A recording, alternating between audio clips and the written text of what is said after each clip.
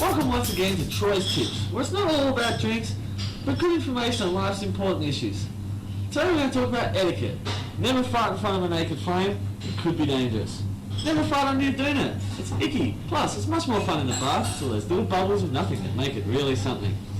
Keep that in mind, have a nice day, and drink in peace.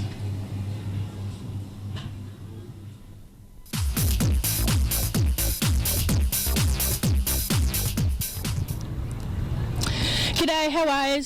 Welcome to the first segment of Fun and Games. My name's Anna and we're here at McDonald Park in Northcote, or Fairfield, it's Northcote, at the home ground of the Fairfield Falcons. As you can see, they're over there, so I'm going to catch some action with them.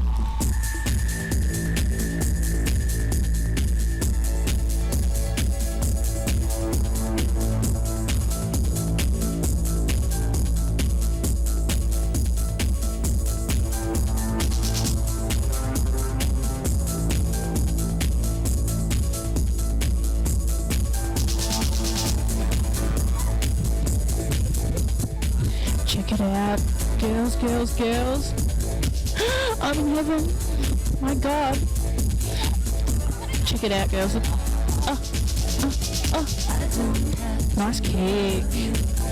Gorgeous girls. Love you more.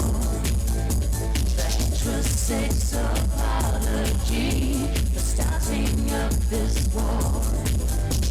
In this retro paradise where nothing new is born, the virtual reality is all we're waiting for. And we're back here from the girls, and we're here talking to Sal, who is the... Who are you? Do tell us a bit about you. I'm the president of the Fairfield Falcons Women's Football Club, and I also play football. So how long has the Fairfield Falcons football team been going for? Yep, we started up in 1990. We're now in our 10th season with the Victorian Women's Football League.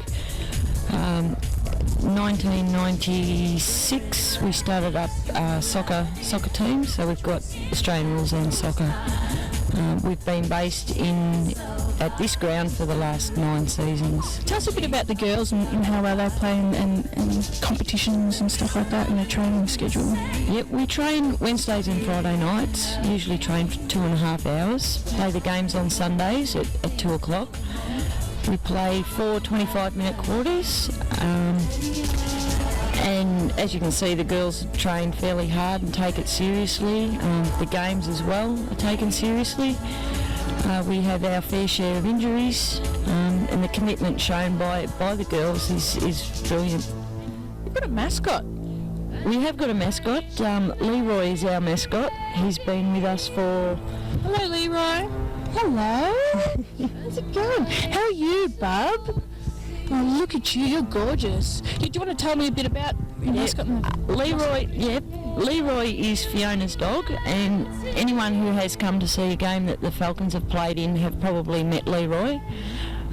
He's quietened down a bit over the years. He used to run out onto the field and try and get the ball during the games, but he's a bit more calmer now as he's gotten older. Do you want to talk to us a bit about the philosophy of the game, not the game, but of the Falcons? Yeah, the Falcons are a women's club, providing opportunities for women of all different levels of competition. We try to create, and we have created, an atmosphere where women feel comfortable, and yeah, regardless of their ability, that all players have a go and they're encouraged to do so. Falcons teams they've had a bit of publicity. Well, I'm not sure how much publicity, but I've seen them in MSO last year. Yeah, hey, cool. Yeah, they've been in MSO and stuff like that. You want to talk a bit about that? Yeah, the gay press has been very supportive of the Falcons over the years. We've got articles in there. We've managed to pick up some sponsors through there. We've got the Melbourne Travel Spot, who have become one of our major sponsors this year. Probably the publicity that we do get in the gay press is so much greater than what we get in the normal streamline press. I'm here with Lisa Harding, the president of the league. Of is it Falcons or the whole league? I'm actually president of the Victorian Women's Football League, so I'm in charge of the whole competition. Mm-hmm. Yeah, and you're also a state player too. I have been a state player for a number of years, and hopefully I'll make it again this year, but we haven't selected the team yet. But I'm a police officer, so that's more than a full-time job, and you throw in all my football commitments, and I don't have much time in winter. Add to that, I'm also a parent of an 8-month-old boy. So how big is the Victorian League? We've actually increased our teams this year. We're now up to 8 teams in Division 1, and we have 4 teams in Division 2, which Division 2 is a brand new competition. We had a couple of teams in the last 2 years that were playing scratch matches every sort of second or third week. It's now into a competition of its own accord, and we've increased from 7 teams to 8 teams this year, and there's 3 brand new teams that we've never had play with the Victorian Women's Football League before. So it's a huge increase at the right time, because we're really looking forward to 2000 and increasing into a junior competition as well, which we hope to get up and running next year.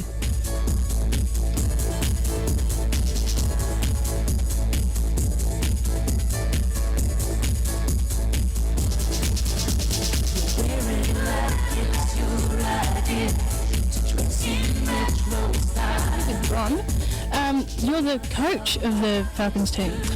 Yeah, this is my first year of coaching the team, so far so good. I'm really looking forward to it. So how are the girls going so far? Well, we've got a lot of new players, and we've won 1 game last week and lost against the premiership team from the year before, but yeah, we're looking really good, and we're working with these younger players, so hopefully by the end of the season we'll be in the finals. I had a knee reconstruction about 5 years ago, and you know, it's a lot of people have knee reconstructions, but we don't get paid for it or anything like that, so I guess it's a good thing to come back from that. I'm not the only one, of course. They're becoming more and more common, I think. And I also had a brain tumour last year, so I missed the whole season. I had to have surgery and radiotherapy, but everything's looking pretty good, so why not come back, I say. For the new humanity.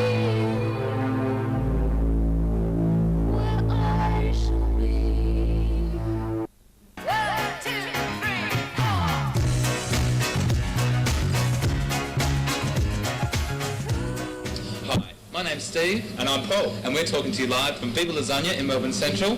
Today's episode of the Bitchin Kitchen has been filmed here, and they've let us use their kitchen. It's a nice little kitchen. Today we're going to be making chicken and bacon minestrone and also sunshine soup. Why do we call it sunshine soup, Paul? Because it's like a ray of sunshine in a bowl. Excuse my friend, because he's not feeling well today. He's got one of those winter wogs, and he's been in bed with a winter wog.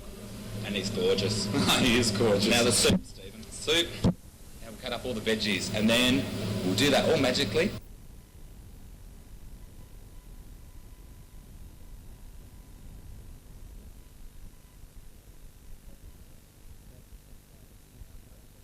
So we'll start off with the chicken and bacon minestrone. We've now cut up all our veggies, and we'll let you know what they are as we go along.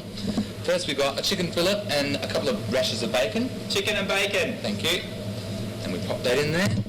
Now we've got some olive oil. We'll save some for the other soup. It's about maybe 3 soup spoons. 3 soup spoons.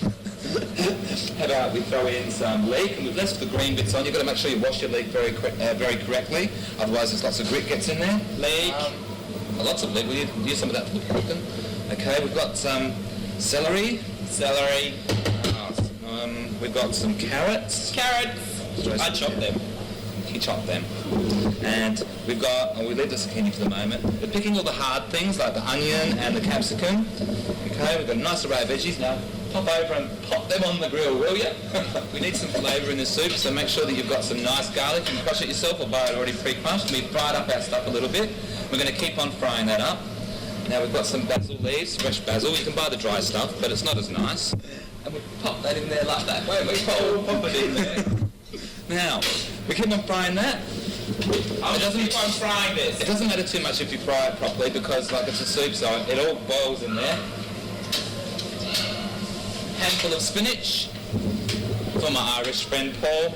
I better put in some potatoes, some kidney beans, lovely kidney beans, and some nice sliced mushrooms. Look really nice in the soup. Meanwhile, something that I prepared earlier, been waiting to say that, we've got sun-dried tomatoes, cut up pumpkin and leek, and we use the green part of the leek as well because it adds a nice colour. Just add a little bit of hot water and cook the crap out of it. Now we're going to add some water to the minestrone soup. As you can see, it's all been fried lightly. Now we've got the water and the veggies and the chicken and bacon and the garlic and basil in the soup. We also need a touch of sugar. A little sweetness. Now I don't want to show you any brand names, but this is a vegetable stock. You can buy. We've got some tomato puree. You can use any sort of tomato puree, or you can buy them whole and you can crush them up. Just crush them with your hands. That's nice to have little bits of tomato in there. This is actually like a pasta sauce, which is okay as well because it's got the flavour already in there. Now our soup is boiling. Da da da da. Now, this is a little trick that Italians use, apparently. You get yourself some rind from the Parmesan cheese. Thanks, Rose, for your Parmesan rind. Love it. Right? This adds flavour to the soup. You throw it in like the stock and you boil it in there with the soup. Pop that in your minestrone. Now, once your soup is boiling, we've got some lovely shaped penne noodles. I like the ones with little points on the end because they come out really nice. But you can use penne noodles or shells or whatever pasta you want. You can throw spaghetti in there. Now, here we have our lovely bread. Fish around and see if you can find your Parmesan rind. By now it's looking pretty gangly. Just toss that out. There's another one in here somewhere. And that flavour's gone all the way through the soup. We have our pumpkin soup, sunshine soup, which is sunshine pumpkin, sun-dried tomato and leek. And just add a bit of cream to that, just a splash. Not too much, otherwise it'll go really pale. And we might need to thicken that up a little bit.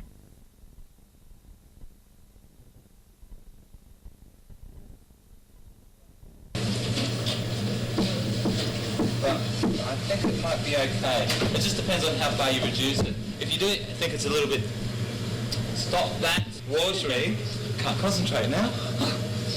Just grab a bit of corn flour. You can do the roux thing if you want to, but like, you know, hey, this is so much easier. Just get some corn flour in a bowl and mix it with your fingers, rub it through your fingers until it becomes like a paste. Just toss a little bit of that in there and just whisk that over the heat. Now our bread should be almost ready and I can smell it. It smells gorgeous. Just pop them on the sides of the plate. Got our chili bread. We've got our anchovy bread. Lindsay, I think you'd like that one, wouldn't you? We've got more chili bread. There's our pesto bread. Now that cooks very quickly. You've got to be very careful not to burn it. Some more anchovy bread. Thick soup. Our ricotta soup. Our ricotta bread. You're confusing me, Paul. I was already confused and you've confused me further now. Just pop them on the side. We've got some lovely colourful plates here which are really going to make our soup look great. I'll pick the blue bowls for the soup. And the trick is to have everything laid out ready to go. So when you serve your food, it's all nice and hot and steaming when it hits the table. If you'd like a copy of this recipe, by the way, you can send a self-stamped address envelope into Ben TV at 32 Lonsdale Street, I think it is, and care of Ben TV, Channel 31, 32 Lonsdale Street, and I will send you a fact sheet, well, sort of a fact sheet, a letter sheet, of these recipes. Now, to garnish this soup, particularly with the pumpkin soup, that's why we've thickened it a little bit, because we're going to get a squeeze bottle and squeeze a little spiral of cream. Just a little itty spiral in the middle of these soups. And some croutons, which we prepared earlier, dying to say that. Just in the middle of the soup. Croutons, yeah. Now you've got to get your croutons, pop them in your soup, right? And on the minestrone soup, we just have some freshly grated parmesan. You can use the shredded. I prefer the shredded because it looks nice. We're doing nutmeg. We'll just pop that on top. We've got some parsley to throw on the top of the minestrones. And in the middle of the pumpkin soup, we've got some nutmeg, and some people actually put nutmeg in their pumpkin soup. And there we have it. Don't they look gorgeous? Now let's see what they taste like.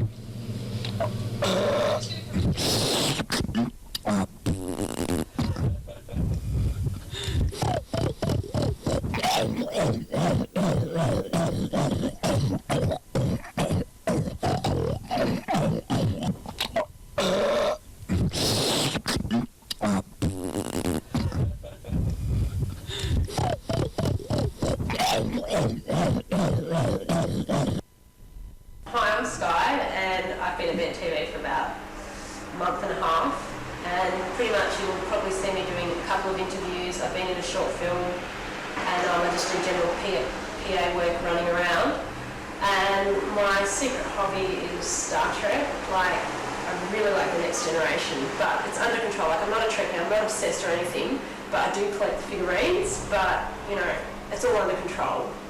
Like, you know, I'm normal, it's fine, honestly.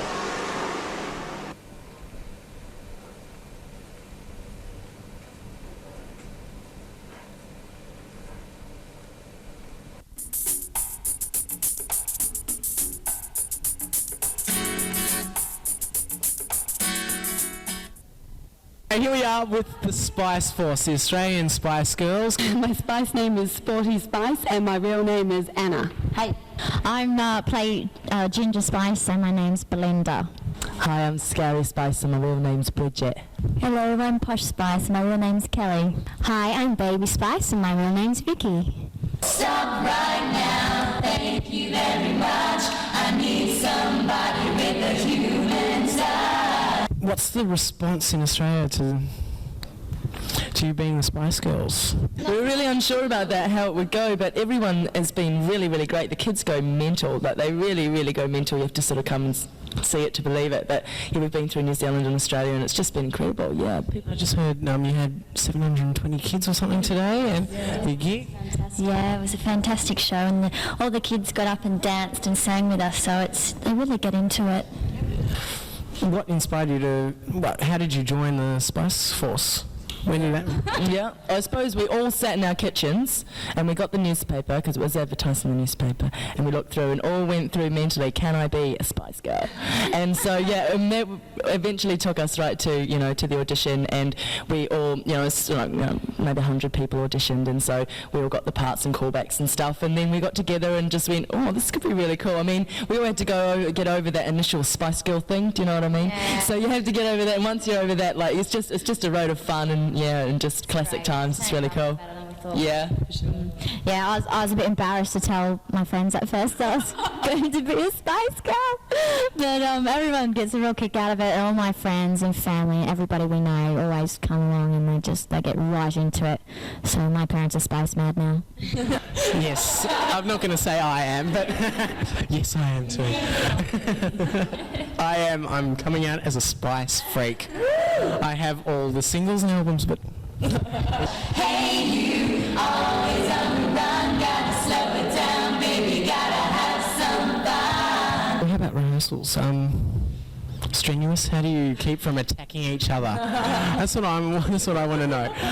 It's really not that difficult. We actually get on really well. It's not as catty as you might think it is. But yeah, we go on tour. And we do a lot of shows on tour, so we'll take about a week off when we get back, and then we'll go into choreography rehearsals or singing rehearsal, whatever we feel we need to work on. But it's a pretty tight show, so most of the time we're pretty okay. So how long are you touring for? This time we're about away for about 20 dates. Yeah, we've got about 20 days. Around Victoria, which is really fun. It's a groovy place. Yeah, and so we can go away for up to a couple of months at a time. But yeah.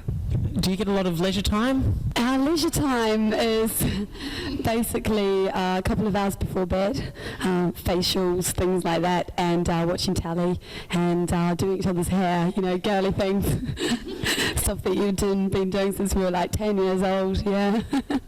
Yeah, we're quite often cracking into Mars bars, or I am, at about 11:30 at night, just before I go off to sleep. It's great.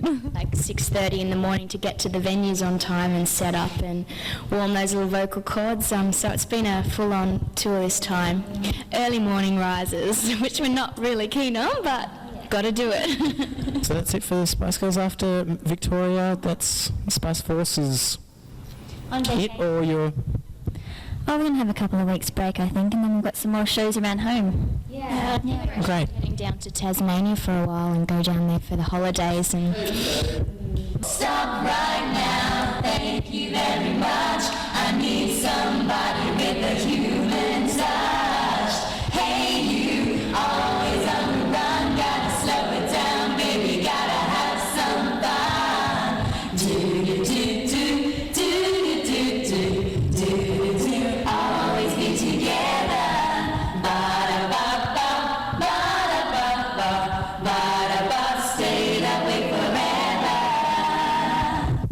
Fantastic. Hello viewers, and welcome once again to Troy's Tips, your favourite little part of Monday.